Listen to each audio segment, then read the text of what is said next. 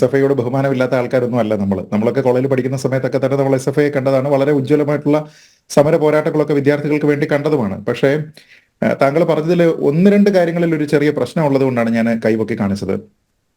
താങ്കൾ ഈ ഗവർണറെയും ചാൻസലറെയും രണ്ടായിട്ട് കണ്ടുകൊണ്ടാണ് താങ്കൾ സംസാരിച്ചത്.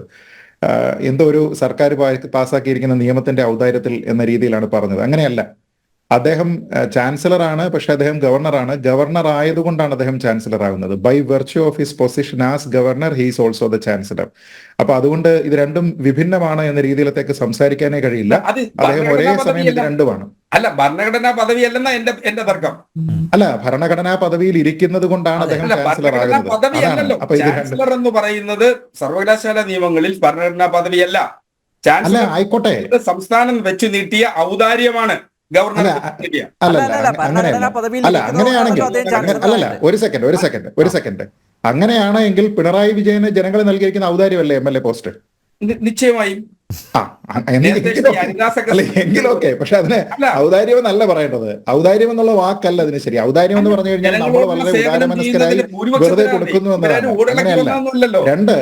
രണ്ട് ഒരു കാര്യം, ഗവർണർ ആരിഫ് മുഹമ്മദ് ഖാനെ പോലെ സംഘപരിവാറിന്റെ നാഗ്പൂർ സെന്ററിൽ നിന്ന് ഓടിളക്കി ഇറങ്ങിയാണെന്നല്ല പിണറായി വിജയൻ. അല്ല, അങ്ങനെ വന്ന മനുഷ്യനല്ലെന്നേ നമുക്ക് എല്ലാവർക്കും അറിയാം. അദ്ദേഹം ഏറ്റവും കൂടുതൽ ഭൂരിപക്ഷത്തിൽ സുഖമായിട്ട് രാജീവ് ഗാന്ധി സർക്കാർ ഇരിക്കുന്ന സമയത്ത് ആശയപരമായിട്ടുള്ള ഭിന്നത കാരണം രാജിവെച്ച് പോയ ആളാണ്. അപ്പോൾ അതുകൊണ്ട് അദ്ദേഹത്തിന് ഏതെങ്കിലും പവർ സെന്ററിനോടുള്ള പ്രത്യേകിച്ച് താല്പര്യം എന്ന രീതിയിൽ പറഞ്ഞു കഴിഞ്ഞാൽ അദ്ദേഹത്തിന് ആയ കാലത്ത് അത് ചെയ്തിട്ടില്ല. പിന്നല്ലേ ഈ പറഞ്ഞതുപോലെ അദ്ദേഹത്തിന് പ്രായമായ സമയത്ത്. അങ്ങ് പറഞ്ഞതിൽ രണ്ടാമതൊരു സംഭവം കൂടിയുണ്ട്.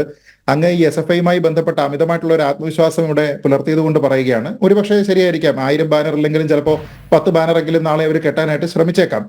പക്ഷെ താങ്കൾ പറഞ്ഞത് താങ്കൾക്ക് ഉറപ്പാണ് അവർ 1000 ബാനർ നാളെ കെട്ടുക തന്നെ ചെയ്യുമെന്ന് പറയുമ്പോൾ എനിക്ക് വിനീതമായിട്ട് താങ്കളോടൊന്ന് ഓർമ്മിപ്പിക്കാനുള്ളത്, ഓയൂരിലെ ഒരു സംഭവം ഈ അടുത്തിടെ ഉണ്ടായിരുന്നു, കുട്ടിയെ തട്ടിക്കൊണ്ടുപോയതുമായി ബന്ധപ്പെട്ട്.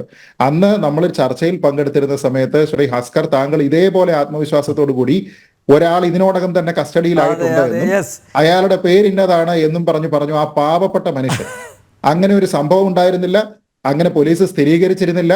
ആ പാവപ്പെട്ട മനുഷ്യന്റെ പേരുപയോഗിച്ചിട്ട് അദ്ദേഹമാണ് ഇതിന്റെ കുറ്റവാളി എന്നും ആസൂത്രകനെന്നും പറഞ്ഞ് ആത്മവിശ്വാസത്തോടു കൂടിയാണ് താങ്കൾ സംസാരിച്ചത്. അതുകൊണ്ട് അത്ര ആത്മവിശ്വാസം വേണോ എന്നൊന്ന് സ്വയം ചിന്തിക്കുന്നത് നന്നായിരിക്കില്ല.